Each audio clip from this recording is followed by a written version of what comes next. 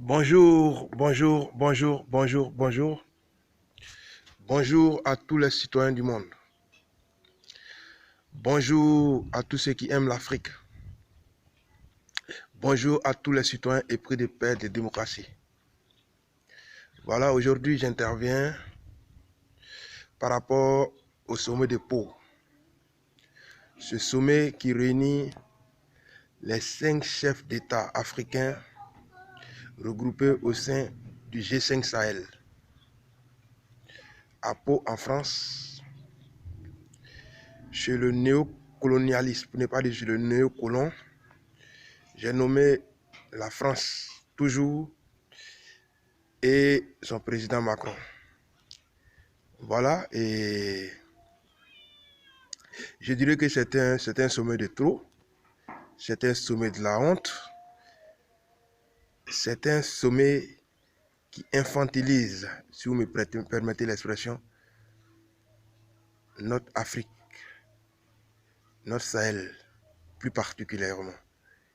Voilà, des chefs d'État qui ont pour la plupart la soixantaine révolue, je dirais même pour certains près de 70 ans, voire même plus, qui se retrouvent aujourd'hui en face de leur fils, ce gamin,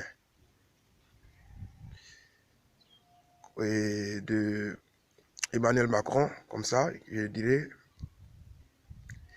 Aujourd'hui, plus de 50 ans après avoir acquis notre indépendance, nous ne sommes pas capables d'assurer notre propre sécurité. Paradoxe. Pendant ce temps, nos dirigeants ont des milliards de francs CFA logés dans des comptes dans ces pays-là. À la limite, nous sommes plus riches, je dirais que nos chefs d'État sont plus riches même que la plupart des hommes politiques européens. Paradoxe toujours. En fait, j'ai fait cette vidéo d'aujourd'hui pour lancer un cri d'alarme. Je vais appeler ça comme ça. C'est un désaveu. Parce que, contrairement à la France, je citerai quelques exemples, des pays comme le Portugal, ayant colonisé des pays tels que le Brésil, qui est aujourd'hui une puissance, je disais, émergente, l'Angola même en Afrique aujourd'hui, qui arrive à tirer son épingle du jeu. Et je dirais même qu'aujourd'hui, c'est le retour à l'ascenseur. Beaucoup de Portugais voient en Angola un Eldorado où ils viennent immigrer pour pouvoir s'en sortir économiquement. Je prends un autre exemple. Les Anglais ont colonisé des pays comme l'Inde aujourd'hui, qui est une puissance. Venez au Nigeria, la première puissance économique du Nigeria, de l'Afrique, pardon, c'est le Nigeria, pays anglophone également. Je vais prendre un dernier exemple, celui de l'Espagne, qui colonise un pays comme le Mexique, qui est un pays aujourd'hui émergent, etc., etc. Quand vous prenez les 10 premières puissances économiques d'Afrique, il n'y a aucun pays francophone à l'intérieur. C'est une honte à la France. C'est pourquoi cette vidéo d'aujourd'hui, je vais l'appeler comme ça, et hashtag merde la France, ou encore hashtag ça suffit la France. Ça suffit de pomper vos ex-colonies, de pomper, de piller les richesses, les ressources des pays africains. L'Afrique en a marre. Les Africains en ont marre. La jeunesse africaine que nous représentons en a assez, chère France. Ça suffit. Se camoufler là, ça suffit. Cette orchestration, ça suffit. On souhaite tous très bien que cette histoire de terrorisme, d'abord, c'est vous la France, avec à votre tête le président Sarkozy, qui est venu déstabiliser un pays tel que la Libye, et les conséquences, on sait. Ce qui est devenu le Sahel burkinabé dans son ensemble. Et voici les conséquences toujours que nous vivons aujourd'hui en Afrique. Je dirais dans le Sahel plus particulièrement. Donc,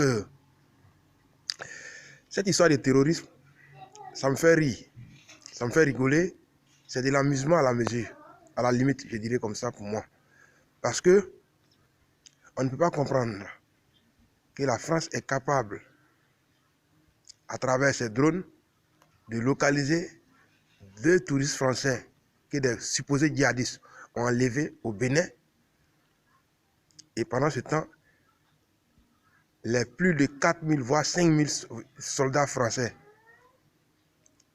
qui sont dans la force Barkhane à travers tout le Sahel n'arrivent pas à détecter, à voir le mouvement des djihadistes dans ce même Sahel. De qui se moque-t-on? On ne sait pas. Toujours, vous verrez rarement ces djihadistes-là s'attaquer en griffe aux intérêts de la France. Je citerai Areva, qui est le premier d'ailleurs, le premier amateur d'uranium dans le monde, implanté au Niger. Chaque fois, ce sont des bases des soldats africains, des pays africains. Je vais parler du Burkina Faso, du Mali. Et aujourd'hui, les attaques se multiplient au sein des forces nigériennes qui payent aujourd'hui le plus lourd tribut, je dirais comme ça. Donc, je dirais que il faut que nos chefs d'État africains cessent de s'infantiliser. Il faut que nos chefs d'État africains prennent leurs responsabilités. Il faut que nos chefs d'État africains, pour nous le Burkina Faso, surtout, parce que je parle en tant que Burkinabé, citoyen burkinabé, il faut que chez nous au Burkina Faso ici, nous prenions nos responsabilités en donnant les moyens qu'il faut à notre armée de façon responsable afin que ces soldats-là puissent, avec les moyens qu'ils ont, venir à bout de ces terroristes. Je ne pense pas que c'est la compétence qui manque dans notre armée. La preuve en est que nous avons beaucoup d'officiers d'armée dans notre armée burkinabé, que je dirais comme ça, qui ont fait des études dans des écoles militaires avec beaucoup aujourd'hui d'officiers français qui aujourd'hui sont des bels exemples au sein de l'armée française. Je ne pense pas que nos soldats burkinabés qui ont fait les mêmes études ne peuvent pas faire la même chose ici au Burkina Faso. Donc donnons les moyens à nos soldats, afin qu'ils nous protègent, afin qu'ils se battent, afin qu'ils viennent à bout de ce fléau-là. Sinon, ce que fait la France aujourd'hui, nul n'est dupe. Nul n'est dupe. Je ne sais pas si on peut appeler ça un complot aujourd'hui, mais on se rend compte que cette histoire de terrorisme, je dirais ça comme ça, peut-être que cette France-là, comme toujours d'ailleurs, elle a un intérêt, un agenda caché derrière cette histoire de djihadisme. On dirait la déstabilisation du Sahel, de notre Sahel, arrange peut-être les intérêts de la France, des pays déstabilisés, afin qu'elle puisse encore revenir, comme toujours, en sauveur, comme ce qui est en train de se passer aujourd'hui à Pau. Comment un seul État va regrouper plus de 5 chefs d'État pour pouvoir protéger ces 5 pays-là? Chers Africains, chers présidents maliens, levez-vous. Chers présidents mauritaniens, levez-vous. Chers présidents nigériens, levez-vous. Chers présidents tchadiens, prenez vos responsabilités. Mon cher chef d'État, son Excellence Roch-Marc Christian Kaboré. Nos ancêtres ont démontré que nous sommes des héros. Le royaume aussi a montré ce qu'elle a pu dans l'histoire de l'Afrique. L'empire du Manding, etc., etc. Prenons nos responsabilités. La France, cette France-là, merde à cette France-là. Elle n'est pas là pour nous protéger. Elle n'est pas là pour que les terroristes finissent. Elle est là pour entretenir la flamme du terrorisme. Elle est là pour que le terrorisme ne cesse pas. Afin qu'elle fasse du chantage pour encore nous piller, pomper nos maigres ressources dont nous disposons encore. Car elle n'en a plus dans son sous-sol. Donc j'ai un cri de cœur aujourd'hui pour dire merde, merde, merde, merde à cette France. Trop, c'est trop. La jeunesse africaine en a marre. En a marre de cette France-là. Qu'elle laisse l'Afrique tranquille. Qu'elle laisse les pauvres richesses dont bénéficie l'Afrique tranquille. Après, c'est pour refuser à nos